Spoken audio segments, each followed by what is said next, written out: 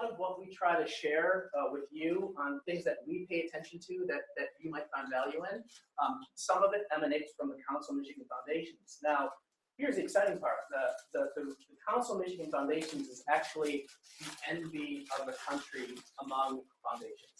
Anywhere I go in the country, one of the first things they say is, oh, you're from Michigan. You're so lucky to have the Council of Michigan Foundations there as the umbrella organization for organized philanthropy. The reason that has become the case is because Rob Collier, for 2 decades, led and grew the Council of Michigan Foundations into what it is today. He retired last year after nearly 2 decades of service, right? And we're really excited to have him engage directly with you. And through Rob, you're going to get a feel for the constant conversations that I and staff are having with the Council of Michigan Foundations on what's going on, why should we care locally, what can we do about it locally, and how do we take advantage of opportunities, and how do we keep our eyes on threats maybe to giving and philanthropy. Very briefly, Rob has served in public government as city administrator in Flint. He's worked at very large private foundations. He was a founding director of the Grand Traverse Regions Community Foundation. He was a director of Rotary Charities, which is one of the largest grant-making rotaries in the country. And that was all before he spent 2 decades building the Council of Michigan Foundations. This to tell you sort of what Rob's profile is like. The moment he retired from CMF, the Council on Foundations, the national umbrella group of foundations, immediately came in and tasked him with rebuilding their entire public policy apparatus. So there was no one closer to issues of policy and philanthropy and trends in philanthropy than Rob. You'll notice on your tables you have an agenda with white space at the bottom. That was intentional. So Rob loves to do things interactively, take my word for it. As he talks, jot down your notes or jot down your questions so we can make sure this is actually a back and forth between Rob and all of you. And with that, I'm going to turn it over to Rob. Thank you. Well, I'm excited to have this opportunity with you today. I want you to know that my affiliation and relationship with this community foundation started in 1995 when I joined the staff of the Council of Michigan Foundation. And so it's been exciting for me to be able to watch this community foundation grow and help it grow, and also work closely with your leadership. And we're so grateful to have you on board the Council of Michigan Foundation. I'm going to just take a few minutes and just give you a little bit of an overview of Michigan, and then I'm going to talk a little bit about what's going on in Lansing, and then we're going to spend a fair amount of time talking about what's going on in Washington. So I'm spending quite a bit of time there right now, helping one foundation job. And as I do that, I'm going to really cover some key trends that your clients may be interested in, you may be interested in, and I really want to pose some questions to you and get your advice. So first of all, the good news is Michigan has a very robust, organized philanthropic climate. The good news is that we continue to see philanthropy grow in our state. We have about 2,600 foundations in the state. What particularly is meaningful to us, and meaningful to this community foundation, is that when we started our effort with the Kellogg Foundation, the Vermont Foundation, in 1990 to grow community philanthropy in Michigan, we had about a third of the state covered and collectively about $330 million in assets. And last year we covered the whole state with the help of a major challenge grant to create youth philanthropy, and there's a great youth philanthropist with us. Caitlin was involved in that, but she's still a youth, so thank you, Caitlin. But the good news is that when we completed the census last year, community foundations in Michigan now have access to $84 billion and annual grant making exceeding $250 million across the state. So every Michigander has an opportunity to be a philanthropist. And one of the reasons why this is important is because, as many of you may know, for 20 years we had a community foundation tax credit. We actually had 3 charitable tax credits. And what those tax credits did, which we didn't really know because we didn't really track the data until we lost them in 2011, but they really helped with this habit of giving. What we recognized as we saw this unfold across the state was that people in their 20s would get involved in their business careers, in their professional life, and they would start having to fill out those state of Michigan tax forms and realize, oh, I can actually be a charitable giver and be a partner with the state. And the interesting thing is that over that 20-year period, a number of those folks have been really substantial givers because they realized as they grew their professional life, their business life, they realized there are other opportunities to work with their community foundation. So we do have bipartisan support in the state legislature, and one bill has already been introduced in the Senate to reintroduce the state charitable tax credit, focusing on endowment funds held by community foundations so everyone can benefit, all nonprofits can benefit, and also endowment funds that will support food banks and homeless shelters as well. So there is a movement to restore that tax credit. And as Neil mentioned, I've been doing this for a few years. So early on, when John Engler was governor, and we realized it was going to be called term limits, we recognized we needed to do three things. One was we needed to strengthen our relationship with the governor's office, the executive branch of our state. Second is we needed to really figure out how could we work closely with this legislature that keeps turning over on us. And finally, we needed to have a presence with our state regulator. So we're really quite unique in the country in that we have the governor's office of the foundation liaison. So thanks to the support of 22 foundations, we have 3 staff on loan to the governor. We started it with Governor Granholm, continued it with Governor Snyder, and now we've continued it with Governor Whitmer. So it's not there, and as we learned quickly with Governor Granholm, it's not there to be the fundraising arm for the government.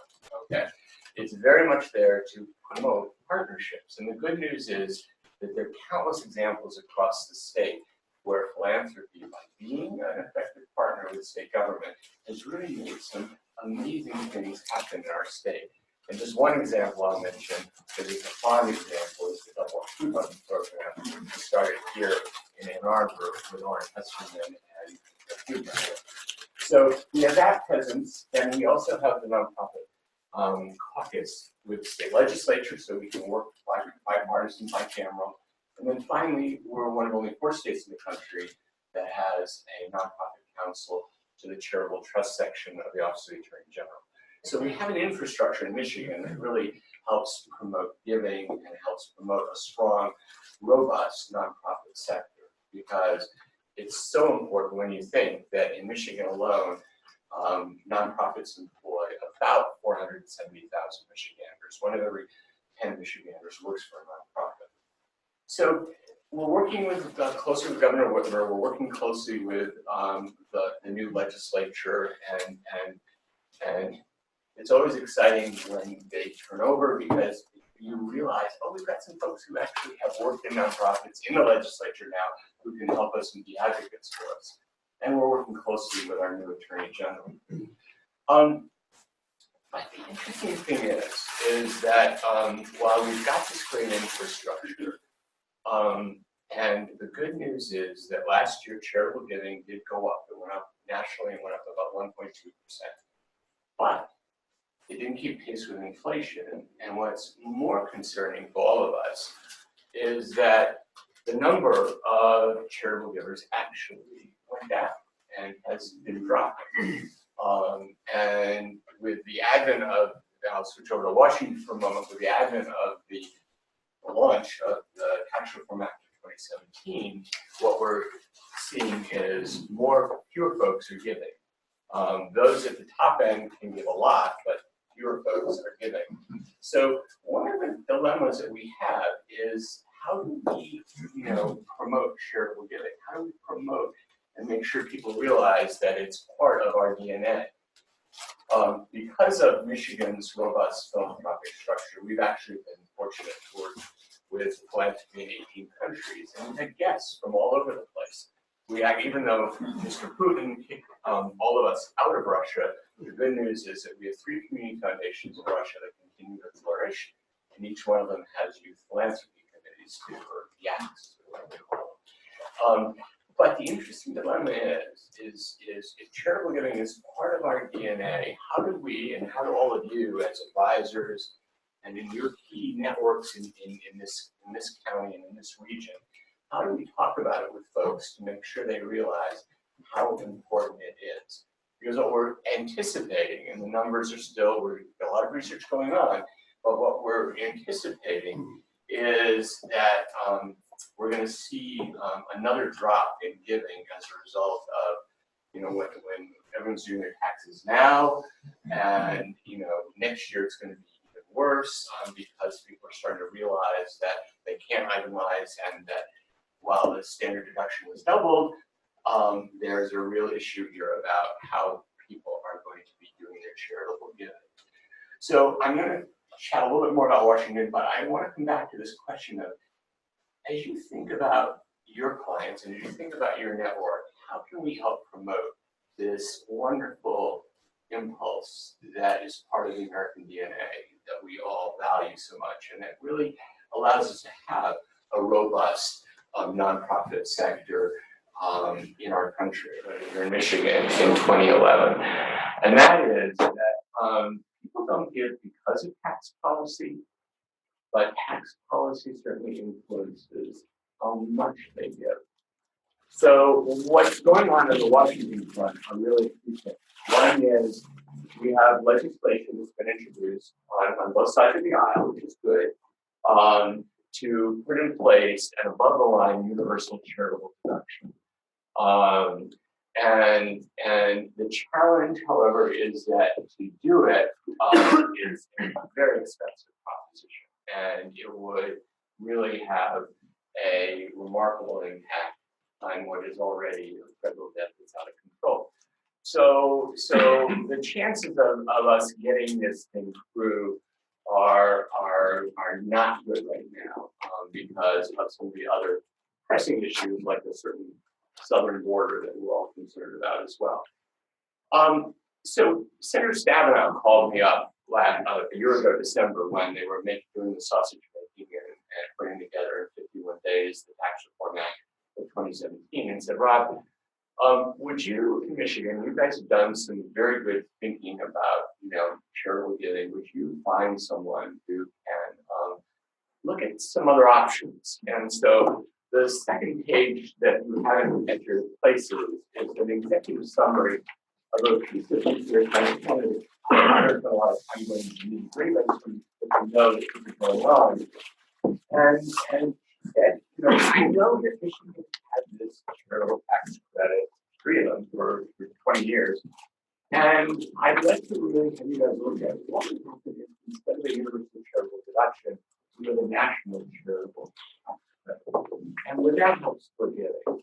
And so this is the executive summary of a report that was just completed last month by Professor Nixon.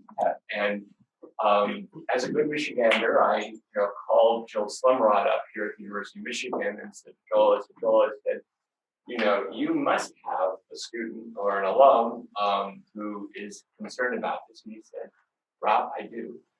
Contact Nick. He's one of my students. He's now a professor at USC, and have him do the research for you. And so Nick joined us for the week Foundation for Hill in Washington last month, and we spent a lot of time meeting with members of the Senate Finance staff, House Ways and Means staff, and other major philanthropic organizations in our infrastructure nationally, looking and teasing out this idea. So what we're looking at, and I just want to share with you, is that what we're looking at is this partnership between government and all of us as individuals to promote giving, promote and incentivize giving. How do we make sure we don't lose that?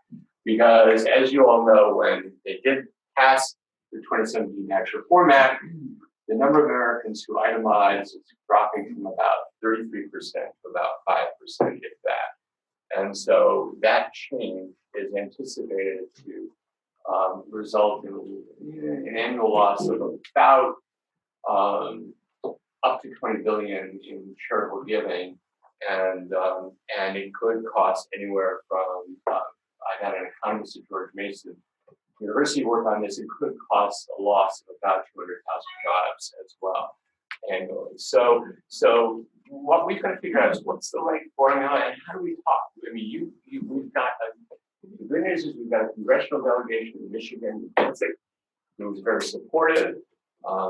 Debbie Dingle is a longtime friend of ours, and the new members of our delegation are all very much engaged, and they realize how important this is.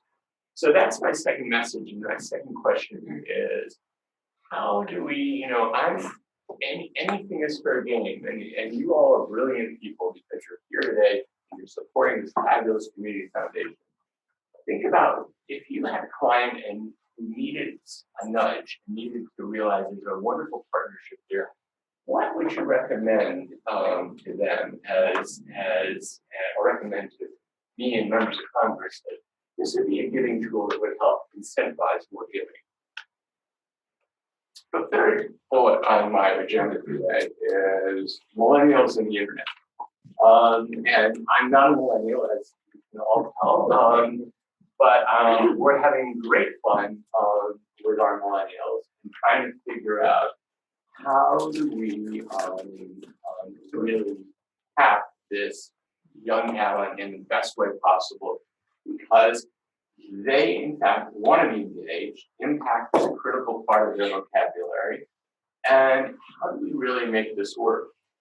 I was approached early on when Giving Tuesday was first being introduced, and I will confess with you that I admitted that I thought that it's never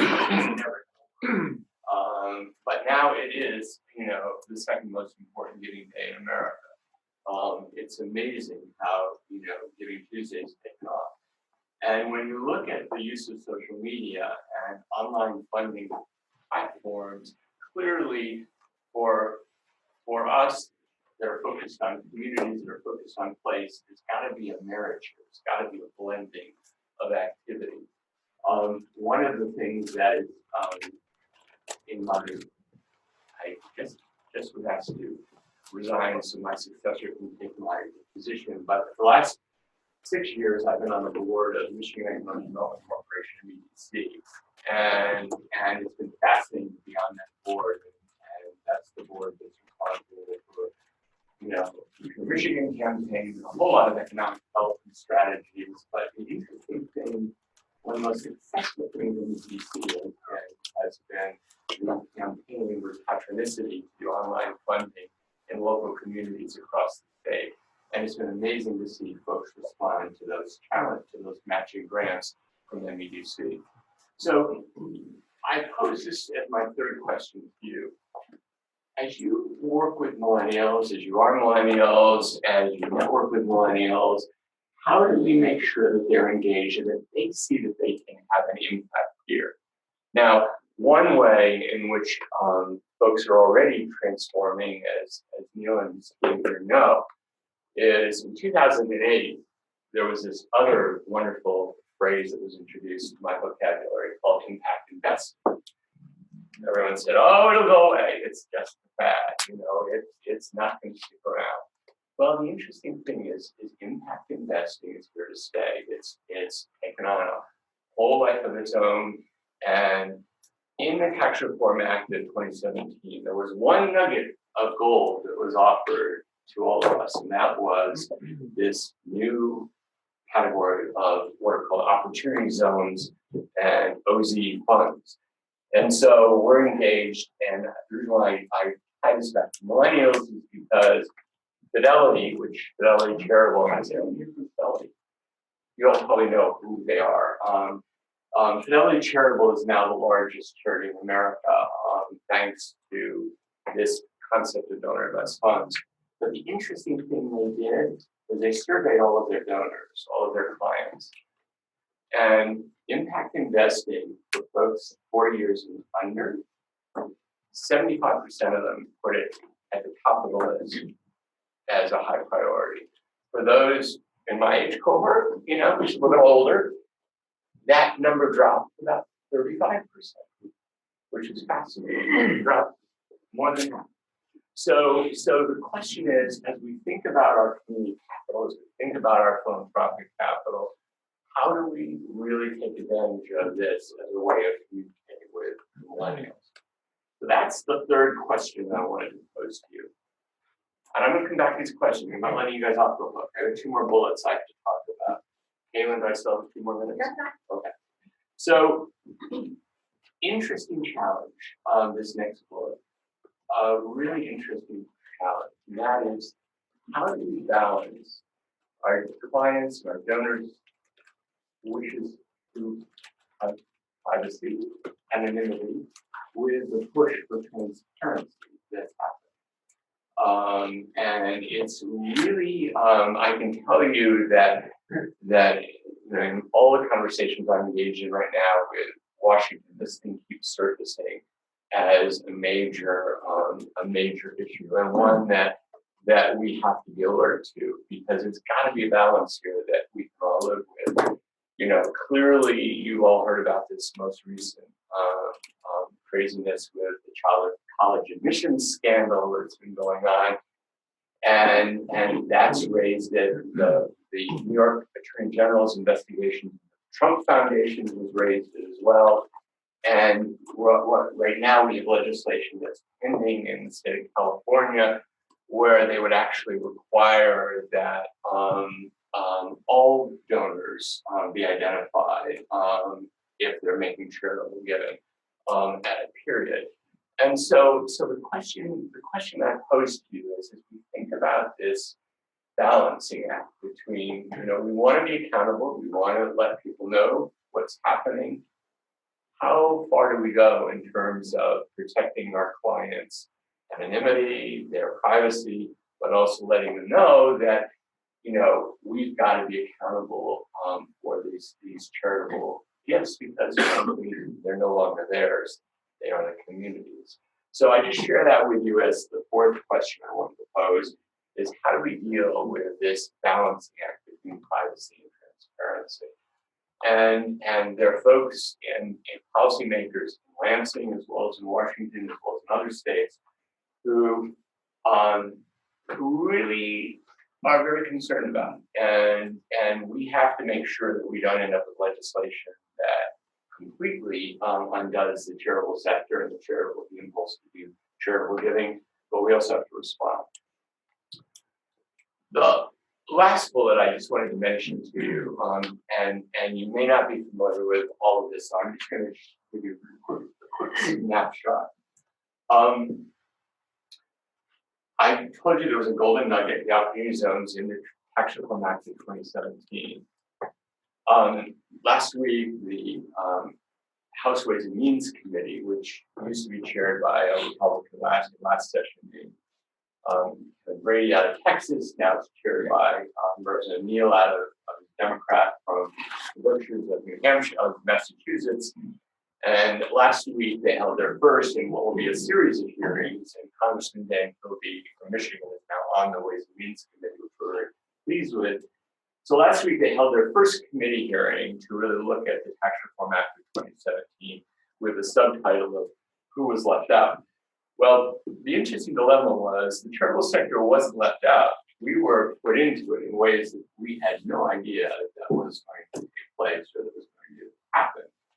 And in their effort to balance, the tax breaks they were giving to certain sectors of the economy, they actually have put in place $9 billion worth of new taxes on the charitable sector.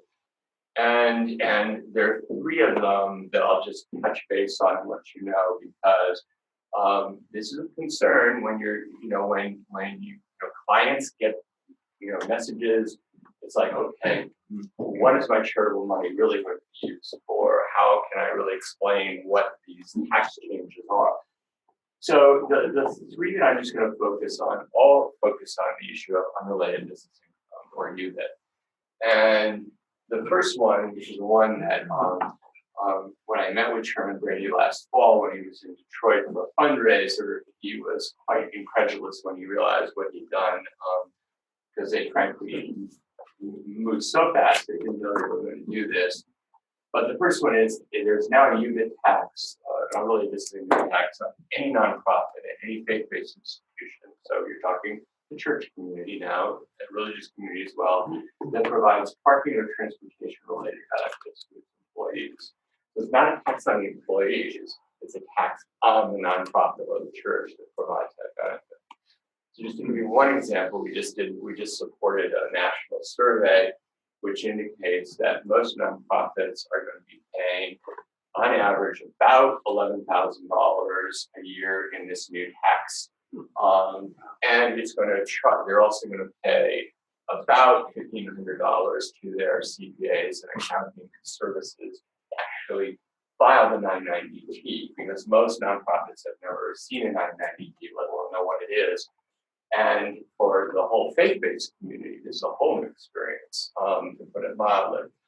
So that's the first tax that they've imposed. And the good news is we have 6 bills in Congress to repeal the tax.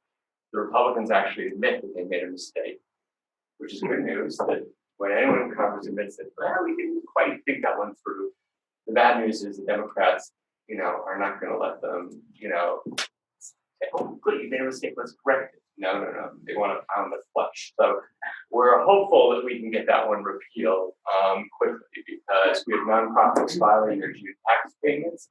And not only does the IRS not have the right forms, but most folks are quite clueless about what do we do. So you're paying a tax on something that hopefully will be repealed.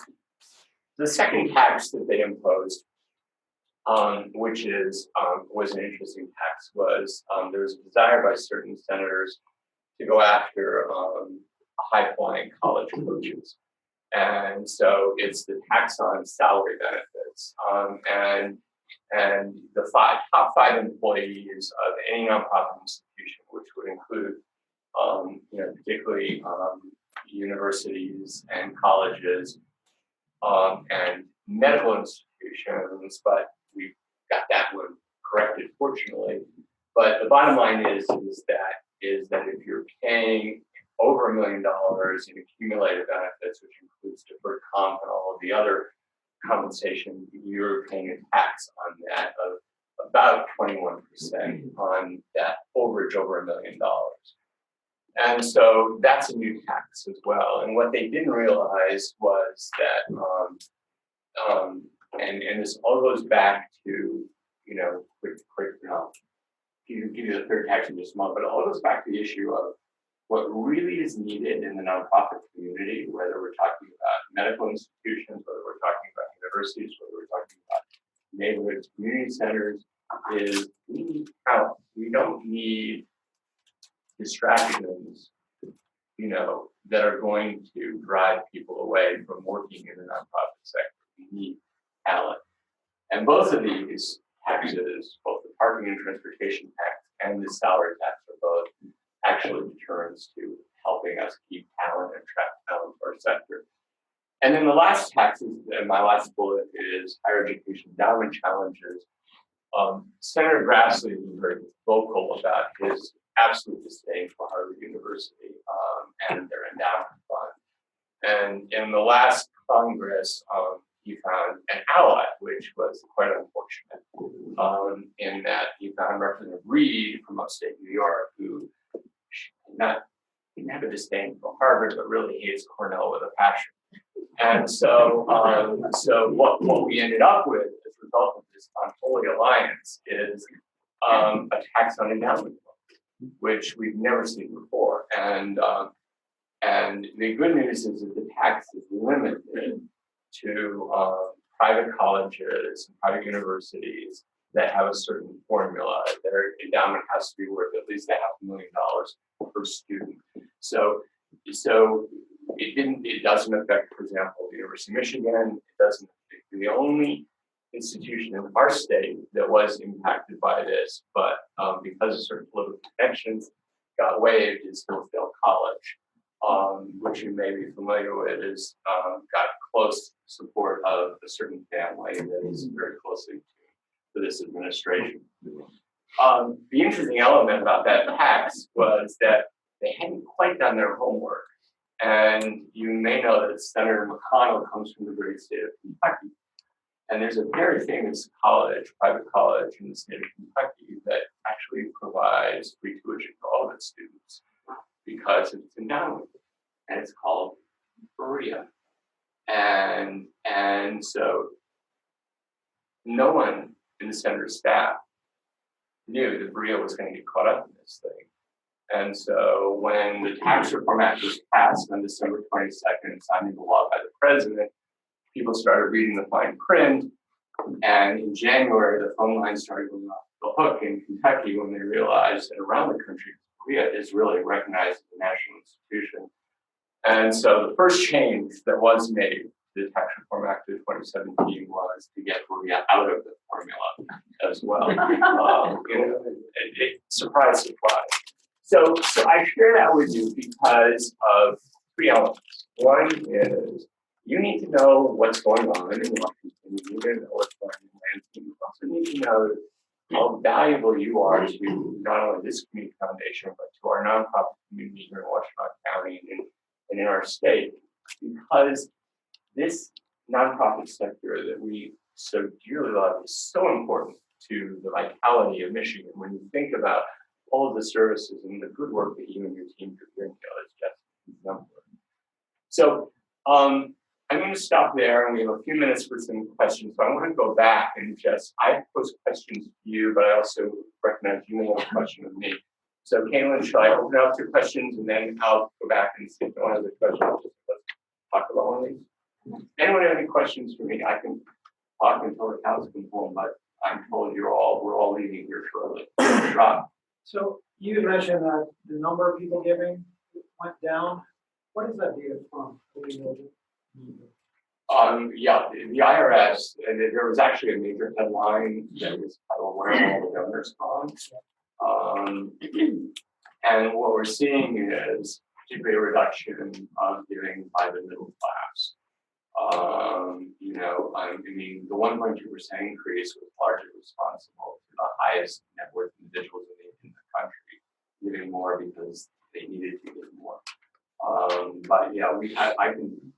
This from tax returns, basically. Oh yes, yeah. We've got all the data, and we can share that with you.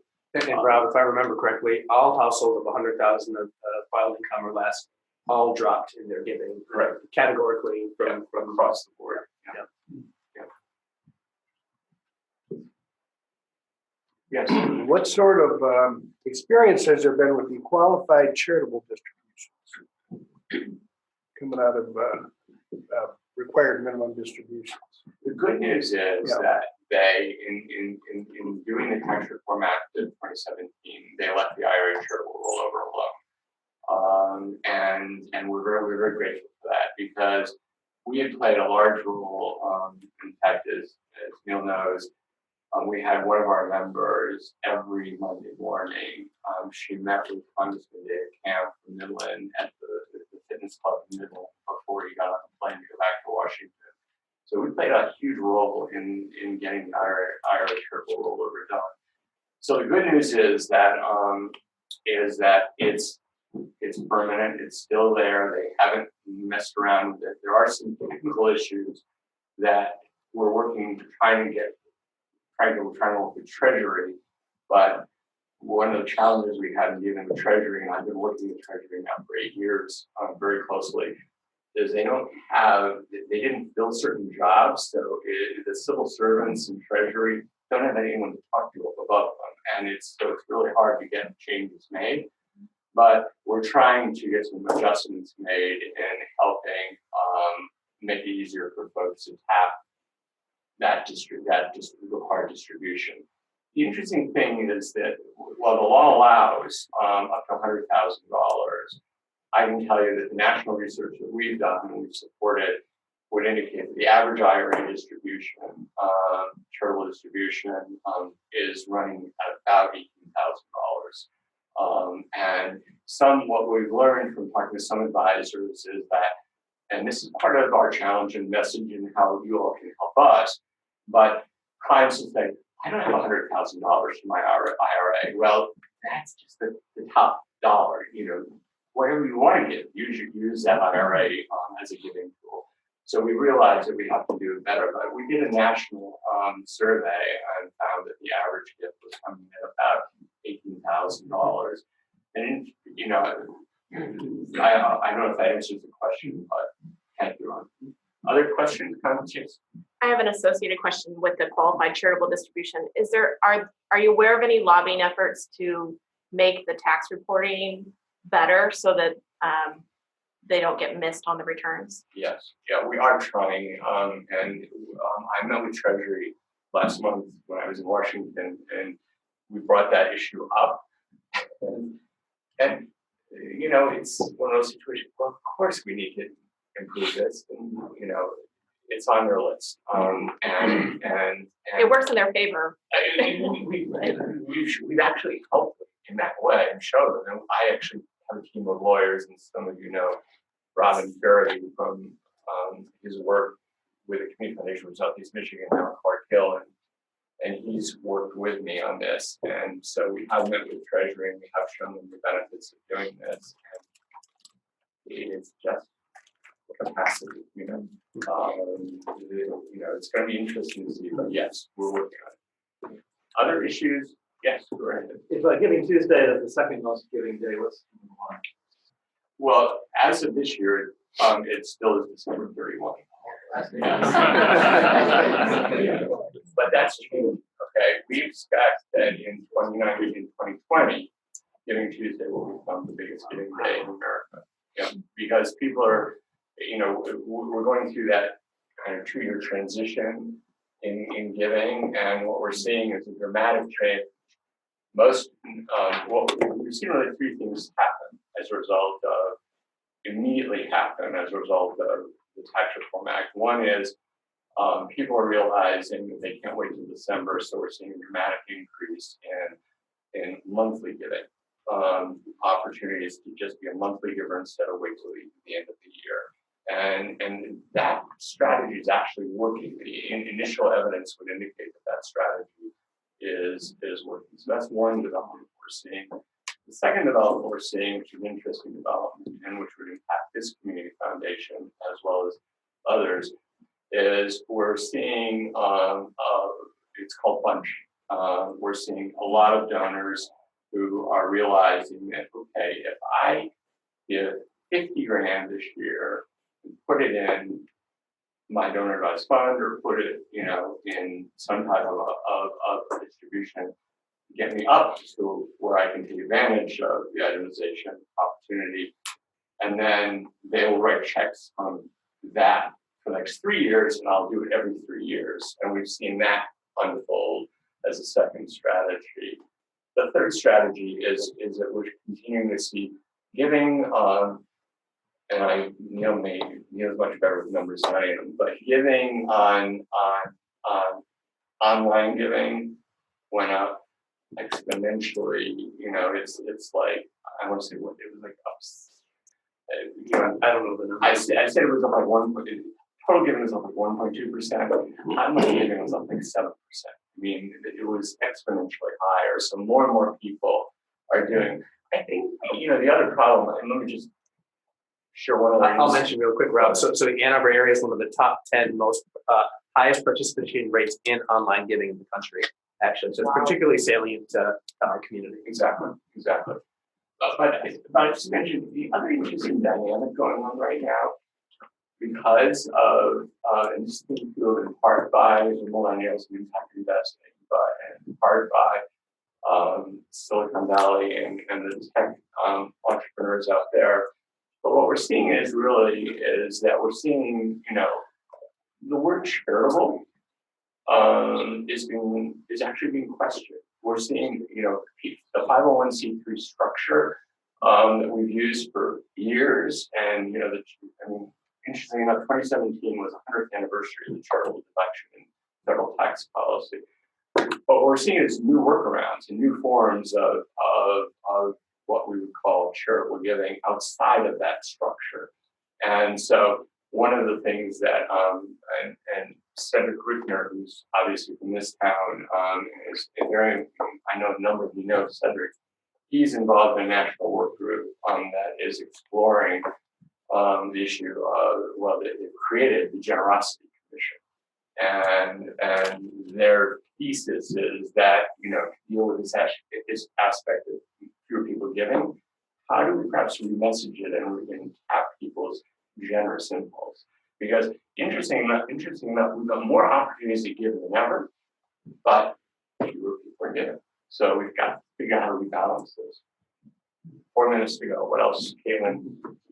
What else should we talk about? Oh, yeah, please, try to. Do you think some of the decline, particularly in the middle class type giving, may have a correlation to the incredible burden of student loan debt on the younger up and coming middle classers? I know one of our sons is terrible crushing debt. Fortunately, he's in a job where it's not crushing him, but there are so many who obtained college educations with the promise of this is a up and coming field, you'll have no trouble, and everything fell apart and they still have that debt. I'm so glad you mentioned that, because the answer is yes, there is a correlation. And if I can just take 2 seconds, just on that. So one of the bills we're working on, Michigan is leading the charge on it. 8 other states engaged as well. And Senator Peters recently introduced this with Senator Pitto from West Virginia.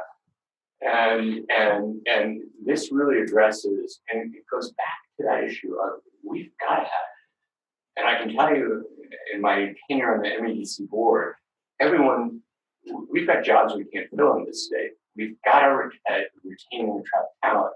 So we've got a national pilot in Port Huron and Macomb called the Coming Home Program.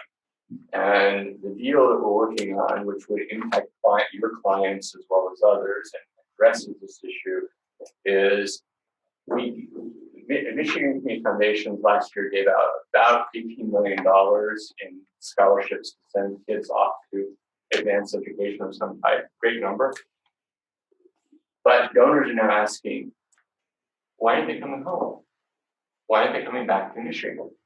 So what we're realizing is that student debt issue, because the scholarships to send them off are not enough to help them finish up. So the bill that's been introduced is called, and I'll give you the full name, it's a bit long as all congressional bills are. It's called the Workforce Post-Graduation Scholarship Act. And the idea is why can't we give people scholarships to recognize they're completing their degrees as well as starting their degrees? So it's a front end and back end scholarship. We've got great bipartisan interest in this bill, and it's one of the few things where I've had success with Treasury, and they're actually interested in it as well. But we brought 11 families back to the thumb of Michigan, and they're working in great jobs. I mean, the agricultural industry has some very high engineering jobs, and the interesting thing is every year they work in Michigan, we take $15,000 off their student debt. So one young family that we just brought back from Phoenix, and we figured out their debt would take 22 years to pay off if they stayed in the studio apartment in Phoenix, and we'll be able to get it done in about 7 years in this program that we're piloting in Port Huron. But the aspect, and the reason why this legislation is important is because that post-graduation scholarship is still treated as taxable income, even though it doesn't go to them, it goes to the holder of it, So we're working on that bill too. But I'm so glad you mentioned this. There is a correlation, definitely there, and it's something that we have to address in the country. We're taking a small step, but what we figured out is that we have to do it as an economic development tool and as a talent tool. That's how we have to message it. Yeah, thank you. Please join me in thanking Rob.